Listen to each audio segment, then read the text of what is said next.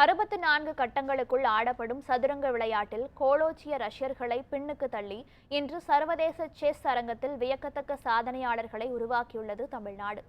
உலக சதுரங்க தினமான இன்று அது குறித்து விவரிக்கிறார் இந்தியாவின் முதல் சர்வதேச ஃபிடே பயிற்சியாளர் டாக்டர் எபினேசர் ஜோசப்.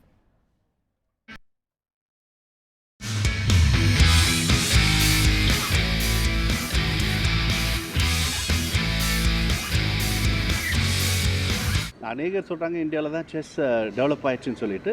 இப்போது இந்தியா எப்படி இருக்குது அது நினைக்கிறேன். ஒரு வேர்ல்ட் சாம்பியன் ஆனந்த் வந்து 5 times வின் பண்ணது வந்து ஒரு எப்படி ஆனந்த் வந்து அந்த ரஷ்யன்ஸ் எல்லாம் தாண்டி போனாருன்னு சொல்லி நினச்சிட்டாங்க. இப்போ குகேஷ் வந்து வேர்ல்ட் சாம்பியன்ஷிப் விளையாட போகிறாங்க. ஒலிம்பியாட்லேயும் the way the team played, India team played is amazing. இந்தியாவுடைய செஸ் வந்து கிராஸ் ரூட் லெவலில் இருக்குது. நிறைய பிள்ளைங்க இருக்காங்க, thousands and thousands of children.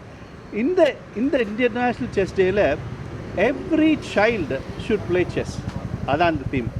கிராமமாக இருக்கட்டும், அது எங்கே வேணாலும் இருக்கட்டும், எந்த குக்கிராமம் யாருக்கு வேணாலும் செஸ் போர்டு வாங்கி கொடுக்கணும். கிஃப்ட்னால் செஸ் போர்டு வாங்கி கொடுக்கணும்.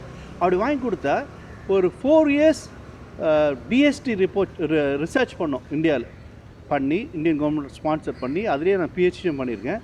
இதில் என்ன கண்டுபிடிச்சோன்னா செஸ் வந்து இன்டெலிஜென்ஸை இம்ப்ரூவ் பண்ணுது.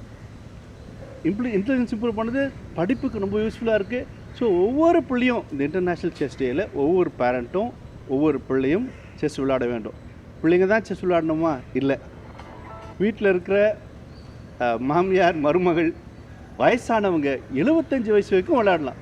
5 வயசுலேருந்து 75 வயசுக்கும் விளையாடலாம். எல்லாரும் விளையாடணும். விளையாடுறது மாத்திரம் இல்லை, இந்தியாவுக்கு this is the time. Gukesh இந்த வருஷம் வேர்ல்ட் சாம்பியன் ஆவார் என்பதற்கு சந்தேகமே இல்லை. ஆனந்துக்கு அப்புறம் குகேஷ், பிறகு யார், அடுத்தது யார்? இதை பார்த்து கொண்டிருக்கிற ஒரு சிறு பிள்ளை, கிராமத்தில் இருக்கலாம், ட்ரைபல் சைல்டாக இருக்கலாம், நீங்கள் நெக்ஸ்ட் வேர்ல்ட் சாம்பியனாக ஆக முடியும். ஒரு தனி நபர் செஸ் விளையாடும் பொழுது யாருமே தடுக்க முடியாது. ஒரு நல்ல விளையாடுற பிள்ளை யாருமே தடுக்க முடியாது. இப்போ அரசாங்கம் ரொம்ப சப்போர்ட் பண்ணுது.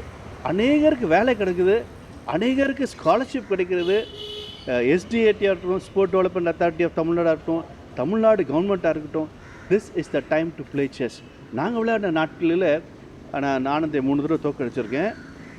ஒரு டைமில் வந்து செஸ் விளையாடணுமா படிக்கணுமா நினைக்கும் போது கட்டாயம் செஸ் தான் படிக்கணும்னு சொல்லிட்டாங்க. இப்போ அந்த நிலைமை இல்லை.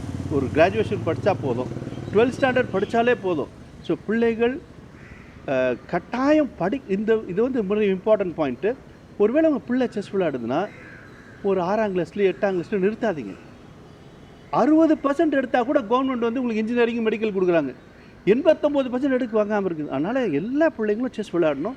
இது உங்கள் படிப்புக்கு நல்லது, உங்கள் வேலைக்கு நல்லது, உங்கள் குடும்பத்துக்கு நல்லது.